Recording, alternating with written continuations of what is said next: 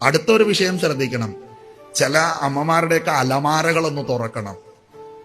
പരമ്പൊരുളെ മുല്ലപ്പെരിയാർ അണക്കട്ടിന്ന് വെള്ളം ചാടുന്ന പോലെ അറിയാതെ എങ്ങാനും പോയി വീട്ടുകാരൻ തുറന്നു കഴിഞ്ഞാൽ ആ തുണി വീണ് ചത്തുപോകും.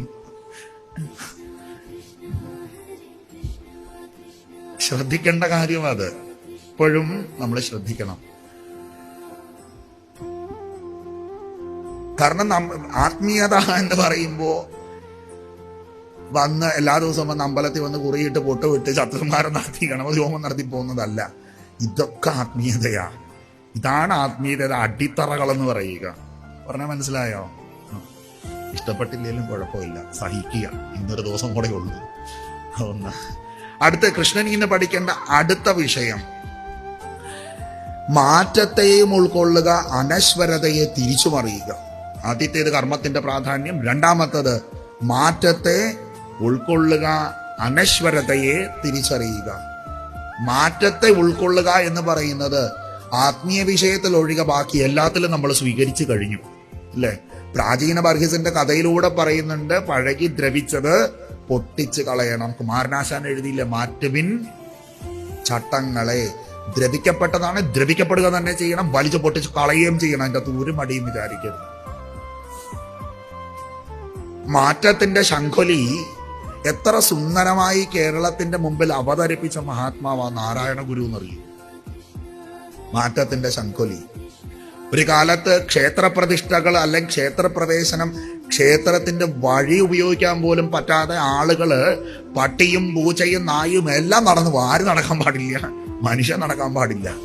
അങ്ങനെ ഉണ്ടായിരുന്ന കാലത്ത് ക്ഷേത്രാരാധന വേണമെന്ന് പറഞ്ഞപ്പോ തന്റെ ശിഷ്യന്മാരും ഭക്തന്മാരും ആശ്രിതരും എന്ന് പറഞ്ഞ സമയത്ത് മഹാനുഭാവൻ എന്ത് ചെയ്തെന്നറിയോ? ഒരു ജലാശയത്തിൽ മുങ്ങി. ഒരു ശിവരാത്രി നാളില് അദ്ദേഹം മുങ്ങി നിവർന്നപ്പോ കയ്യിലൊരു കല്ലുകൊണ്ടായിരുന്നു. ഈ കല്ല് കൊണ്ടുപോയി കരയിൽ വെച്ചിട്ട് അദ്ദേഹം പറഞ്ഞു, ഇതാണ് ശിവൻ എന്ന് പറഞ്ഞു. ശ്രദ്ധിച്ചു കേട്ടോണം പറയണത്, ഇതാണ് ശിവൻ എന്ന് പറഞ്ഞു. അപ്പൊ ഇത് കണ്ട അന്നത്തെ ജാതിക്കോമരങ്ങളെല്ലാം കലിതുള്ളി ഭയങ്കരമായിട്ട് വന്നിട്ട് ചോദിച്ചു സ്വാമിയോട്, ഒരു ഈഴവനായ നിങ്ങൾക്ക് എന്ത് യോഗ്യതയാണ് ഇത് പ്രതിഷ്ഠിക്കാനെന്ന് ചോദിച്ചപ്പോ അദ്ദേഹം പറഞ്ഞു, ഞാൻ എന്റെ ശിവനെയാ വെച്ചതെന്ന് പറഞ്ഞു. ഇല്ലേ? ചിലർ അതിന് വ്യാഖ്യാനം മാറ്റിക്കൊടുത്തു, ഞാൻ ഈഴവ ശിവനെയാ വെച്ചത്. അങ്ങനെയല്ല പറഞ്ഞത്, ഞാൻ എന്റെ ശിവനെയാ വെച്ചതെന്ന് പറഞ്ഞു. ശിവന്റെ ജാതിയോ ശിവന്റെ കുലമോ ശിവന്റെ ഗോത്രമോ ഇന്ന് വരെ അറിയാത്ത ഒരാളാണ് ആര്? പരമ്പൊരുള്, സാക്ഷാൽ പരമശിവൻ. അപ്പൊ മാറ്റത്തിന്റെ ഒരു വലിയ ഒരു ശംഖൊലി മുഴക്കി കൊടുത്തിട്ട് നമ്മളവിടെ ചിന്തിക്കേണ്ടത്, ഇവിടെ അനശ്വരത എന്ന് പറഞ്ഞു, അല്ലെ? അനശ്വരത. ആ മഹാനുഭാവൻ ജലത്തിൽ നിന്ന് മുങ്ങി ഒരു ശിലയെടുത്ത് ധ്യാനാവസ്ഥയിലിരുന്ന് ആ ശിലയെ നോക്കി ശിവനെ എന്ന് വിളിച്ചപ്പോൾ അഖിലാണ്ടകോടി ബ്രഹ്മാണ്ടവും നിറഞ്ഞു വാഴുന്ന സാക്ഷാൽ ഭഗവാൻ പരമശിവൻ ആ ശിലയിൽ ഇരുന്നിട്ടുണ്ടെങ്കിൽ അദ്ദേഹത്തിന്റെ ഭക്തി എന്തായിരുന്നു, അദ്ദേഹത്തിന്റെ ശക്തി എന്തായിരുന്നു, അദ്ദേഹത്തിന്റെ യോഗം എന്തായിരുന്നു എന്ന് ചിന്തിക്കണം. അപ്പോൾ പറഞ്ഞത് മനസ്സിലായോ? നമ്മൾ പോയി നമ്മുടെ ഉമ്മർത്തൊരു കുളമില്ലേ, ആ കുളത്തിൽ നിന്ന് മുങ്ങി ഒരു കല്ലെടുത്ത് ഓരത്ത് വെച്ചിട്ട് നമ്മളെ ശിവനാണെന്ന് പറഞ്ഞ നാട്ടുകാർ നമുക്ക് എന്താന്ന് പറയും? തമ്മിലുള്ള വ്യത്യാസം മനസ്സിലായ? നമ്മക്കും അതുപോലെ പറ്റും, പറ്റാഴികൊന്നുമല്ല. പക്ഷെ എന്തുകൊണ്ട് പറ്റുന്നില്ല?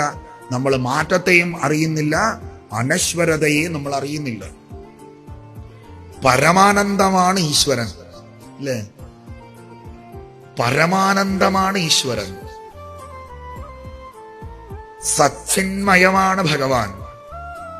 കാരുണ്യക്കടലാണ് ഭഗവാൻ. അവനിൽ കളങ്കമില്ല, അവനിൽ അശുദ്ധമായതൊന്നും തന്നെ ഇല്ല. അശുദ്ധവും ശുദ്ധവും ആർക്കേ ഉള്ളൂ? നമുക്ക് മാത്രമേ ഉള്ളൂ, അല്ലേ?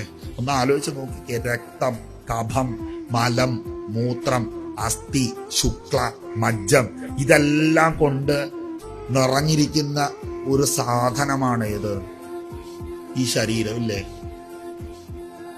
പിള്ളേര് പറയുന്ന പോലെ വടിയായി കഴിഞ്ഞ 6 മണിക്കൂർ കഴിയുമ്പോൾ മൂക്കിൻ്റെ അകത്തുനിന്നും ചെവിക്കകത്തുനിന്നും വായിന്നും ഒക്കെ നിറച്ചു തുടങ്ങും, ഇല്ലേ? എന്നിട്ട് ഈ സാധനം ഞാൻ ആര് എന്നൊരു ആത്മചിന്ത പറയുമ്പോ പോലും തൊട്ട് പറയും, ഈ വൃത്തികെട്ട സാധനത്തിനെ തൊട്ടിട്ട് പറയും, എന്താ, ഇതാണ് ഞാനാണ് ലോകത്തെല്ലാം വലുത്, ഇല്ലേ? ഒന്ന് ആലോചിച്ച് നോക്കിക്കേ. ഈ ഇരുന്ന് കരയുന്നവര് വരെ എന്ത് ചെയ്യുന്നറിയോ? കുറച്ച് കഴിയുമ്പോ, ഇപ്പം പിന്നെ മൊബൈൽ ഫ്രീസർ ഉള്ളത് കൊണ്ടാ, ഈ ഇരുന്ന് കരയുന്നവർ വരെ പറയും ഈ എടുത്തുകൊണ്ട് പോയി ഇതിനെ കൊണ്ട് കത്തിച്ച് കളയാൻ പറയും, ഭസ്മമാക്കാൻ പറയും. കാരണം അത്രയ്ക്ക് ദുർഗന്ധം വരും ഇതിന്ന്. ഇത് കത്തിച്ച അത്രയും ദുർഗന്ധമായത് കൊണ്ട് നമ്മുടെ പൂർവികര് പറഞ്ഞ് ചന്ദനത്തിരിയും കർപ്പൂരം ഒക്കെ ഇടണം, ആയുർവേദ മരുന്നൊക്കെ ഇടണം. എന്തിനാ? അന്തരീക്ഷം പോലും മലീമസമാവരുത്, മനുഷ്യൻ ഛർദ്ദിക്കും ഇതിന്റെ മണം പോയി കഴിഞ്ഞാൽ. അപ്പൊ അത്രയും വലിയ അങ്ങനെ ഇരിക്കുന്ന ഒരു സാധനം നമ്മൾ ശ്രദ്ധിച്ചോണം. ഈ ശരീരവും നശ്വരമാകുമ്പോഴും അനശ്വരമായി എന്തുണ്ടാവും? നമ്മുടെ ആത്മാവ് വർദ്ധിച്ചുകൊണ്ടേയിരിക്കും, ഇല്ലേ?